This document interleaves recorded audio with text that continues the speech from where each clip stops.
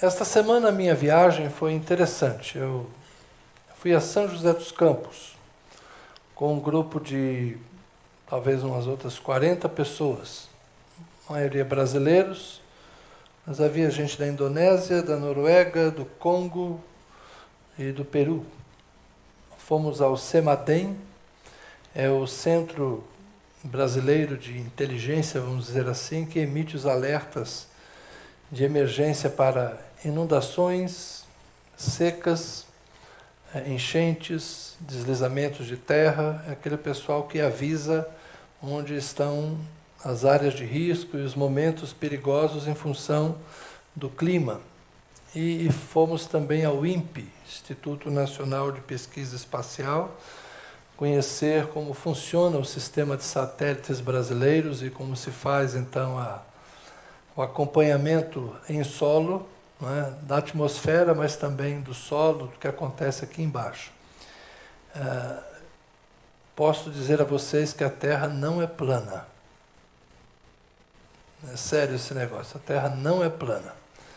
Nós temos 2 satélites que fazem o círculo polar e temos 2 satélites que fazem o círculo equatorial. De fato, o planeta é quase redondo.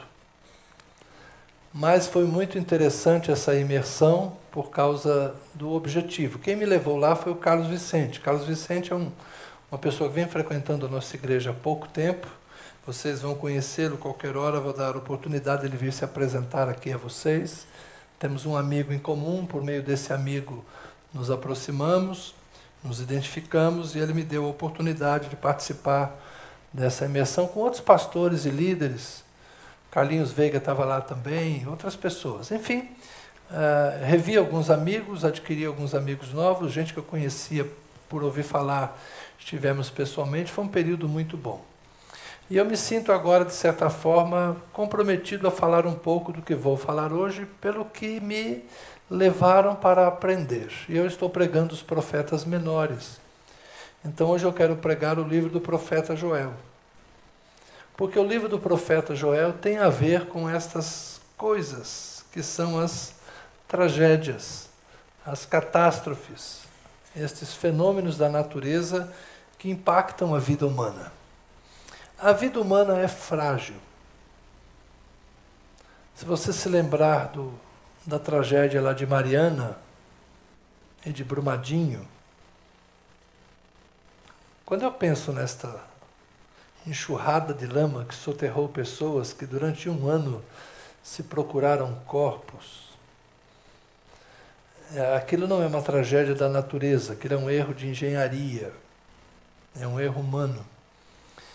Mas aquela tragédia causada pelo homem impactou a natureza, os rios também sofreram, a natureza toda sofreu.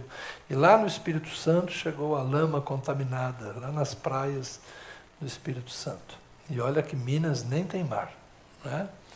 Então, nós vivemos num país em que nós estamos vendo secas severas no sul, no nordeste, Pantanal. Pantanal há pouco tempo teve uma seca violentíssima, incêndios como nunca havia acontecido, né? O clima do nosso país está mudando. Não sei se vocês já leram, mas um trecho pequeno do Nordeste já está se aproximando de zona desértica. Está passando de semiárido para árido. Isso está acontecendo, não é? E nas grandes cidades a gente vê cada vez mais as chuvas violentas provocando tragédias. No interior de São Paulo, interior de Goiás, vira e mexe, uma cidade qualquer, uma chuvarada intensa, e principalmente Petrópolis, né, região serrana, o litoral de São Paulo, você se lembra há pouco tempo, São Sebastião, aquela chuva violentíssima, rapidamente, deslizamento de terra e mortes. Então, o Brasil é um país grande, que tem seus desafios urbanos e seus desafios agrícolas. Somos uma grande potência, mas temos os nossos dilemas, né? E por que a Terra é hostil? Por que o planeta parece que está ficando bravo com a gente, né? Na verdade, o planeta sempre teve suas explosões, né? O planeta teve os vulcões, o planeta tem seus riscos de mudança climática natural, a seca num lugar, o frio no outro, a enchente no outro. Essas coisas acontecem desde que o mundo é mundo. Mas a Bíblia tem uma leitura para isso. E eu queria começar no Gênesis, no capítulo 3, antes da gente entrar no livro de Joel. Gênesis 3, Deus fala assim com Adão: por ter dado ouvidos à voz de sua mulher e comido da árvore que eu havia ordenado que não comesse, maldita é a terra por sua causa. Maldita é a terra por sua causa. Em fadigas você obterá dela o sustento durante os dias da sua vida. Ela produzirá também espinhos e ervas daninhas, e você comerá a erva do campo. Do suor do seu rosto você comerá o seu pão, até que volte à terra, pois dela você foi formado, porque você é pó e ao pó voltará. No capítulo 5, quando fala de Noé, da escolha do nome de Noé, é interessante o que a Bíblia diz sobre isso, não é? Que ele seria alguém que livraria do sofrimento que a terra causava. Deixa eu ler exatamente o texto. Gênesis 5, 28. Lameque viveu 182 anos, gerou um filho, deu-lhe o nome de Noé, dizendo: este nos consolará dos nossos trabalhos e das fadigas de nossas mãos nessa terra que Yahvé amaldiçoou. Então, a primeira informação que a Bíblia faz, a associação, melhor dizendo, que a Bíblia faz com a terra é da maldição em virtude do pecado. Maldita é a terra por causa de você, Adão. É claro que é uma leitura que coloca, por exemplo, não havia ervas daninhas e espinhos, mas elas surgiram por causa do pecado. Eu, honestamente, não vou tão longe, mas estou dizendo que é uma forma de dizer que a vida é difícil na terra porque o homem não obedeceu a Deus. Porque quando Deus criou o homem, colocou-o num jardim onde ele tinha de tudo. E o homem poderia viver com tranquilidade no jardim, mas como o homem, por desobediência, perdeu o seu lugar no jardim, agora o homem tem a terra toda diante de si. Mas essa é uma terra difícil, uma terra que lhe é hostil, é uma terra de onde ele tira o seu sustento, mas o tira com o suor. Eu às vezes penso que talvez o pecado original tenha sido o orgulho do homem, quando ele chega a dizer algo mais ou menos assim para Deus: não precisa cuidar de mim, eu mesmo vou cuidar de mim. E alguns sugerem que talvez a agricultura e a pecuária deram aos homens a impressão que eles podiam viver sem Deus.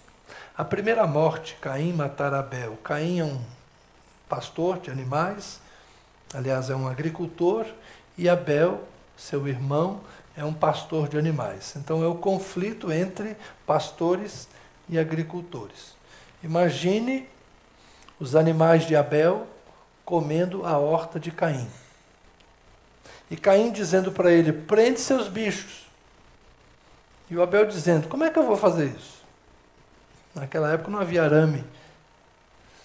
Então chega uma hora que a tensão entre o pastor de animais e o agricultor que reclama que suas plantações são atacadas, são devoradas pelos animais de Abel, isso lhe causa ira e ele mata o seu irmão.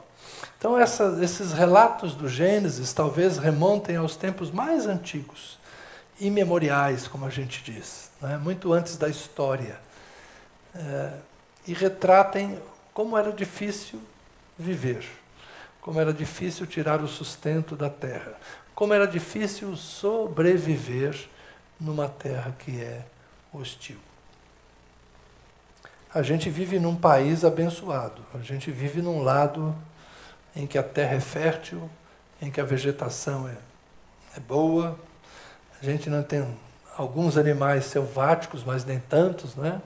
Então nosso maior animal é a anta, que aparentemente deve fugir da gente, né? Aqui não tem leão, não tem tigre, nossos rios não tem hipopótamos, puxa vida, né? Nós somos de fato um país abençoado por Deus e bonito por natureza, mas a gente pensa que todo mundo é assim, e não é. Às vezes a gente se engana, né? Achando que o Senhor é meu pastor e nada me faltará. São os pastos aqui do Mato Grosso do Sul, onde você viaja e vê aquelas pastagens, parece um oceano verde. Para onde se eu conseguir alcançar com seus olhos é uma pastagem alta, bonita. Não, lá é a região onde o Salmo foi composto, é uma região inóspita, terra, pedra, pouca chuva, pouco verde, muito diferente daquilo que a gente imagina. Então a Bíblia, ela é escrita num ambiente em que a terra é muito mais difícil de viver.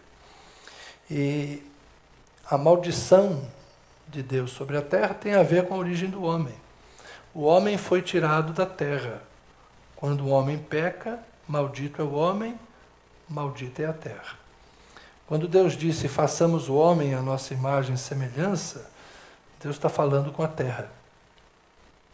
A gente veio da terra, temos a semelhança da terra e temos o fôlego de vida de Deus. Deus mais terra, nos tornamos alma vivente, ser vivo. Quando Deus tira o seu fôlego de vida, nós voltamos ao pó de onde viemos. Essa é a Bíblia no Gênesis, mas é assunto para vocês pensarem em casa. O que é que tem isso com Joel? Vamos lá. Livro do profeta Joel, capítulo 1. A igreja está escura, não tentem ler, vai estar lá na tela. Mas prestem atenção na leitura. Joel é um profeta interessante, a gente não sabe exatamente em que período ele viveu, que rei ele viveu. Provavelmente já não havia mais rei em Israel, é muito provável que seja a época do exílio. E aconteceu lá, na terra, uma tragédia terrível. Parece que é uma coisa espiritual, mas não é. É um fenômeno natural. Joel escreve assim, prestem atenção, capítulo 1, verso 2. Prestem atenção, velhos, e escutem todos os moradores da terra. Aconteceu algo assim no tempo de vocês ou no dia de seus pais? Ele está perguntando aos idosos, vocês já viram uma coisa tão terrível como esta? Contem isto aos filhos de vocês, e que eles o contem aos filhos deles, e que estes falem sobre isso à geração seguinte. O que o gafanhoto cortador deixou, o gafanhoto migrador comeu. O que o migrador deixou, o gafanhoto devorador comeu. E o que o devorador deixou, o gafanhoto destruidor comeu. Eu sei que alguns pastores usam isso aqui para o dízimo, mas não tem nada a ver com dízimo, não tem nada a ver com oferta. Isso aqui tem a ver com gafanhoto. Esses gafanhotos aqui, meus irmãos, posso dizer a vocês, por divina revelação, que esses gafanhotos eram gafanhotos. Exatamente, gafanhotos. Hordas de gafanhotos que devoraram a comida daqueles dias. Há pouco tempo atrás teve uma nuvem de gafanhotos, um enxame, posso chamar assim, quase entrou no Brasil. Esteve lá pela Argentina e andou beirando as plantações dos nossos irmãos gaúchos. Né? Eles devem ter feito uma oração assim, fica, e a nuvem não entrou no Brasil. Mas nuvem de gafanhoto, que é raro aqui no nosso continente, é uma coisa mais recorrente lá na região. Então foi praga de gafanhotos. Primeiro ele falou com os velhos, agora ele fala com outro grupo. Verso 5. Acordem, beberrões, e chorem. Lamentem todos vocês que gostam de vinho, por causa do vinho novo, pois foi tirado da boca de vocês. Porque veio um povo contra a minha terra, povo inumerável, com dentes como de leão e presas como de leoa. Esse povo são os gafanhotos, tá, gente? Ele está falando metaforicamente que os gafanhotos têm dente de leão. Comer tudo. Destruiu as minhas videiras e destroçou as minhas figueiras. Tirou as cascas das árvores e as jogou fora. Os galhos ficaram brancos. Então, quem gostava de vinho tinha um problema, porque as videiras foram devoradas. Verso 8, lamentem assim como a virgem vestida de roupa feita de pano de saco, lamentem a morte do seu noivo. Na casa do Senhor foram cortadas as ofertas de cereais e as libações. Os sacerdotes, ministros do Senhor, estão enlutados. Os campos foram arrasados e a terra está de luto, porque o cereal foi destruído, o vinho novo acabou, o azeite está no fim. E sem azeite lá é ficar no escuro, porque na época as lamparinas eram alimentadas com azeite. Então não é só azeite para temperar a salada não, viu gente? Azeite naquela época era o combustível para iluminar as casas à noite. Fiquem envergonhados, lavradores, lamentem vinhateiros por causa do trigo e da cevada, porque a colheita foi destruída. As videiras secaram, as figueiras murcharam, as romãzeiras, as palmeiras, as macieiras também. Todas as árvores do campo secaram e já não há alegria entre os filhos dos homens. É uma combinação de enxame de gafanhoto devorando cereais e vinhas e uma seca devastando a terra.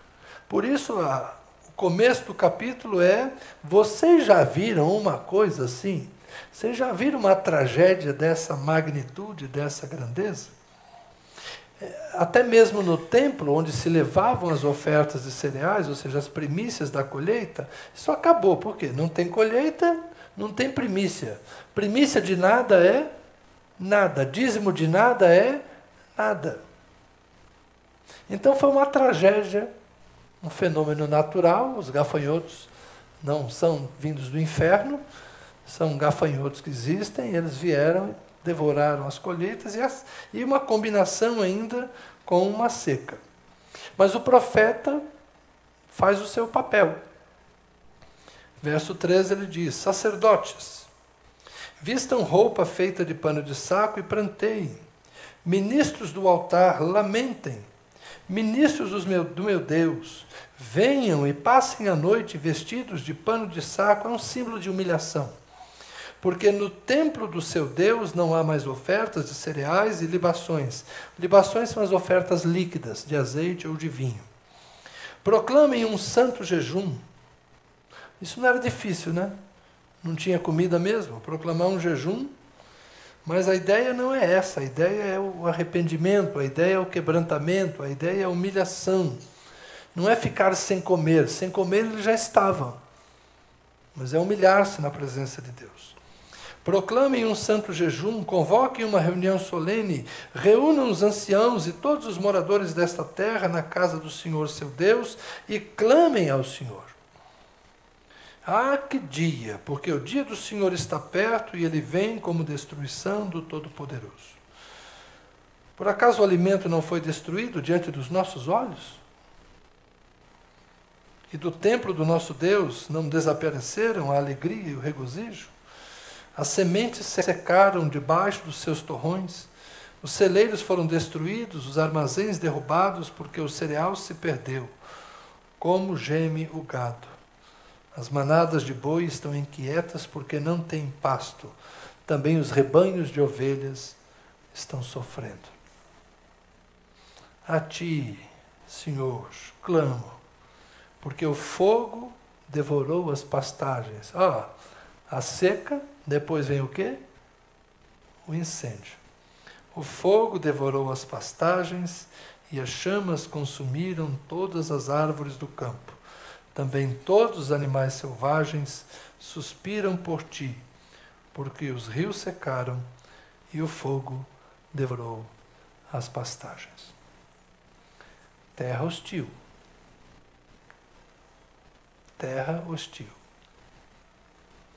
Rios secos, pasto queimado, árvores destruídas, celeiros vazios. É uma calamidade. Elas acontecem hoje? Acontecem. Se a gente olhasse há pouco tempo atrás, a Somália, o chifre da África, as crianças esquálidas, fome. Não pensem que não há fome na terra. e a fome severa. A gente pensa que pela fartura que nós temos no Brasil nós temos muita comida. Nós temos injustiça na distribuição de comida. Nós temos alimento suficiente para nos alimentar com fartura e ainda vender alimento. A questão não é falta de comida no Brasil. É falta de justiça e falta de dinheiro para comprar comida. Mas a comida existe.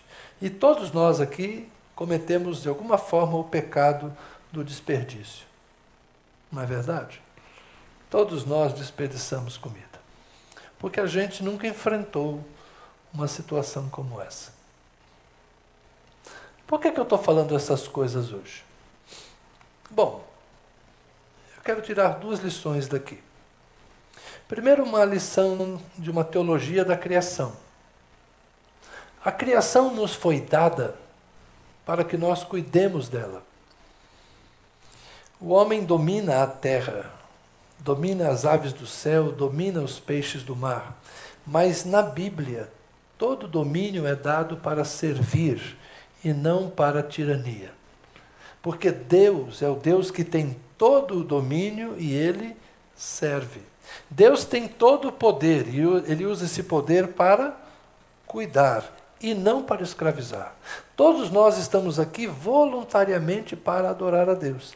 Nenhum de nós foi trazido debaixo de chibata. Nenhum de nós veio aqui obrigado para adorar a Deus. E olha que Deus tem poder e autoridade para nos subjugar. Deus tem poder para nos controlar e para nos obrigar a fazer aquilo que Ele quer, mas Deus não age assim, porque Deus não é o tirano maior do universo. Deus é o Pai amoroso, Criador de todas as coisas. Então, o Deus que criou todas as coisas para o louvor da sua glória, ama a sua criação. E fez na criação o homem de uma maneira distinta, para que o homem cuide da criação. Nós somos mordomos da criação. Como eu li domingo passado no culto da manhã, quando ele vier, ele vai perguntar para cada um de nós como nós usamos os nossos talentos, como nós cuidamos dos nossos irmãos.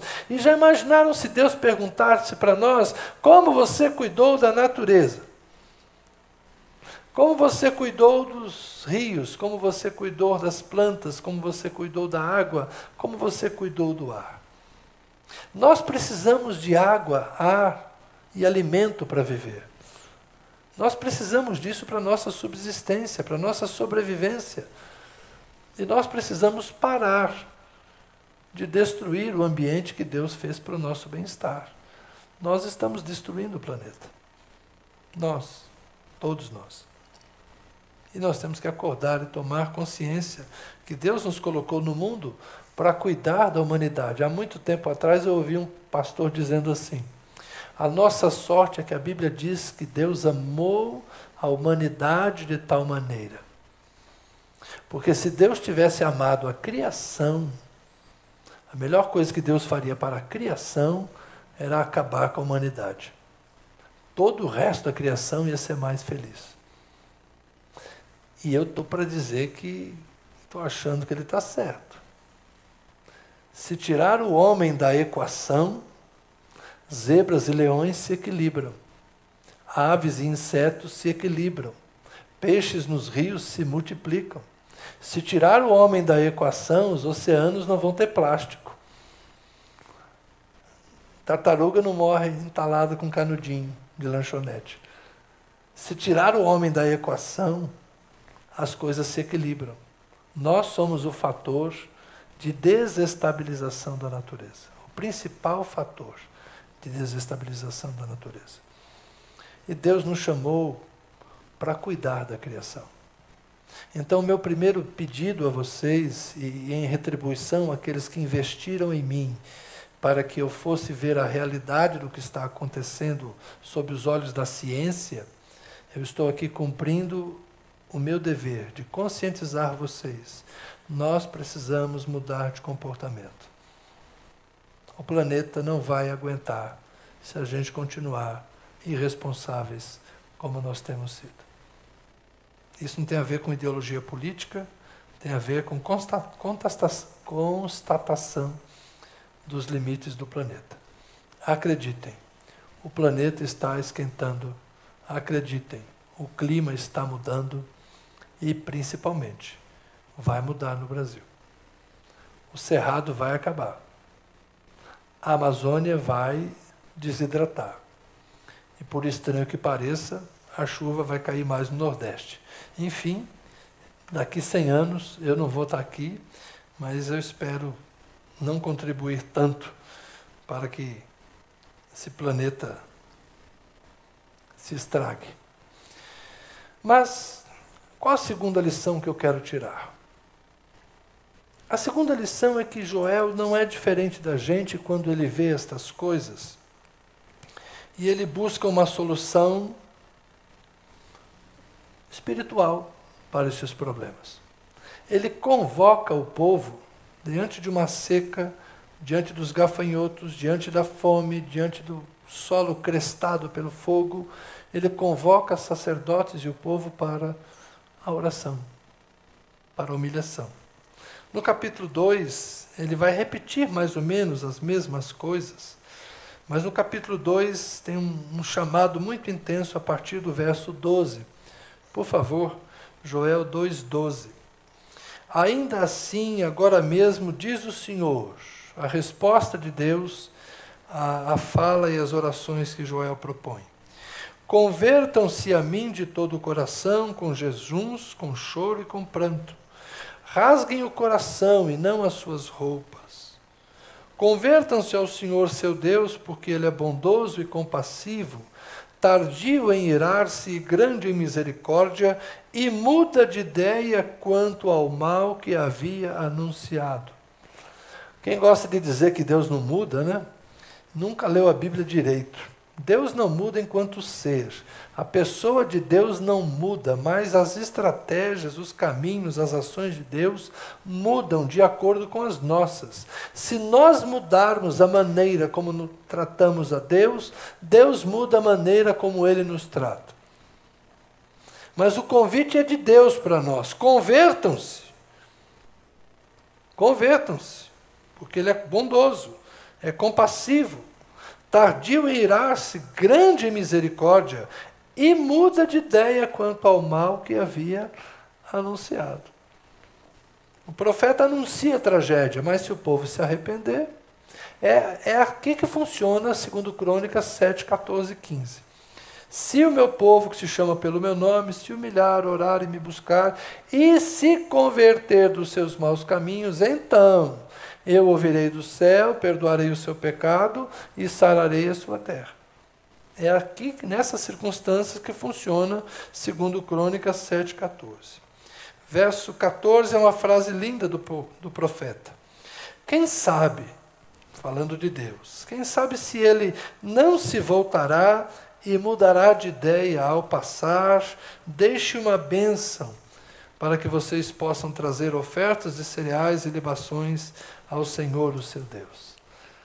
Toquem a trombeta em Sião, proclamem um santo jejum, convoquem uma reunião solene, reúnam o povo, santifiquem a congregação, congreguem os anciãos, reúnam as crianças e os que mamam no peito. Que o noivo saia do seu quarto e a noiva dos seus aposentos, que os sacerdotes, ministros do Senhor, chorem entre o pórtico e o altar e orem. Poupa o teu povo, Senhor, e não faças da tua herança um objeto de deboche e de zombaria entre as nações, porque hão de dizer entre os povos, onde está o Deus deles? Vejam que lindo. Numa tragédia como essa, ele diz, reúnam-se todos, da criança que mama ao ancião, vamos chorar na presença do Senhor, porque o nome de Deus está sendo infamado, as nações estão dizendo, cadê o Deus deles? Olha a tragédia que está acontecendo na vida deles. Eu queria usar esta ilustração, que é... Ilustração não, né? Essa profecia tem a ver com um momento histórico que aconteceu, é fato. Isso aqui não é metáfora, é uma coisa que aconteceu. Gafanhotos, incêndios, seca, fome. Mas o ambiente se torna tão hostil que é preciso orar a Deus para mudar a situação. E orar, inclusive, para que o nome de Deus não seja envergonhado por causa das condições difíceis que seu povo vivia. Além da teologia da criação, eu queria falar com vocês sobre a teologia do sofrimento. Às vezes, a gente quer explicações espirituais para o sofrimento, mas nem sempre é um fator espiritual. Às vezes é um fator natural. Os gafanhotos sempre existiram. A seca pode acontecer. Uma inundação pode acontecer. A doença pode acontecer. O câncer pode acontecer. Hoje à tarde eu estive no sepultamento de um pastor muito querido. Faleceu aos 80 anos, depois de uma luta breve contra o câncer. Breve não, alguns anos. Ele cuidou da esposa por 10 anos, ela com outros tipos de doença, uma fragilidade. Um marido fiel, dedicado, por 10 anos cuidou da esposa. Ficou viúvo aos 75, vigoroso ainda, pensou, vou casar de novo. E se casou. Já estava viúva há 10 anos, né? Casou de novo. Pouco tempo depois, o câncer. Pensou que estava se casando para desfrutar um pouco mais da vida, mas na verdade se casou com alguém para cuidar dele na sua doença. Um homem bom, temente a Deus, mas Deus não o livrou de passar pelo câncer. Deus não livra da morte. Todos morreremos. Deus nos poupa de algumas coisas, mas alguns de nós vão ter a sorte de morrer rapidamente, como Paulo faleceu há poucas horas. Talvez a morte que muitos de nós gostaríamos. Nem sempre a esposa gostaria, né, tomar um susto desse. A família gostaria. Mas muitos de nós gostariam de morrer sem dar trabalho, de morrer sem sofrer. Mas nem todos teremos esta benesse. Alguns de nós vamos lidar, irmãos, com doenças naturais. Deus pode nos livrar, mas pode não livrar. É a natureza. São as leis da vida. Às vezes a gente quer explicações espirituais para gafanhotos. Gafanhotos são gafanhotos. Eles andam em bandos. Se você ler o capítulo 2 de Joel, você vai ver que descrição interessante. Como um exército que vem. Eles são assim. Deus os fez assim. Ninguém precisa ensinar um gafanhoto a ser gafanhoto. Ele já nasce sabendo. O único ser que precisa aprender a ser somos nós.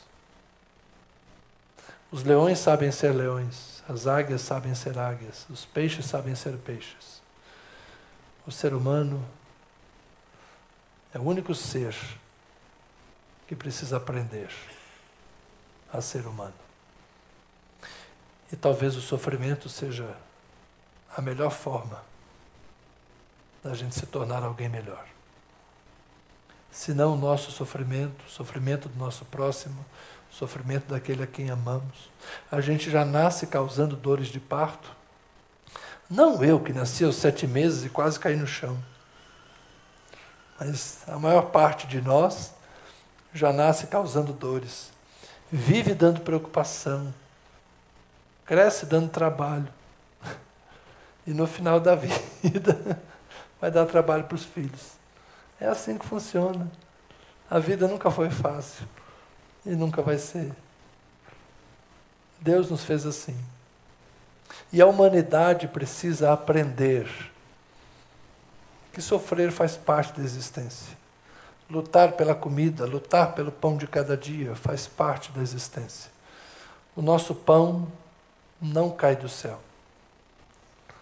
Por um breve momento no deserto, Israel comeu o pão do céu.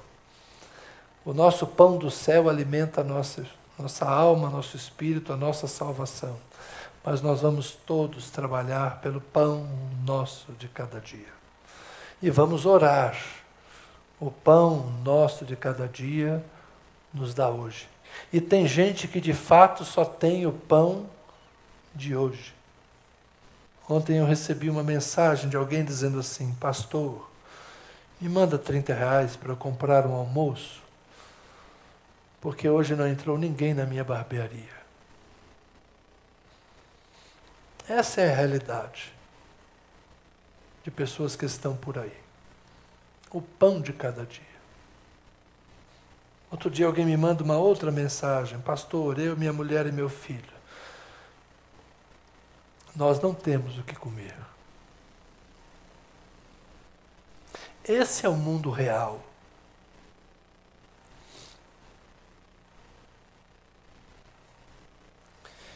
E como eu gostaria que a gente entendesse que a gente pode ser melhor.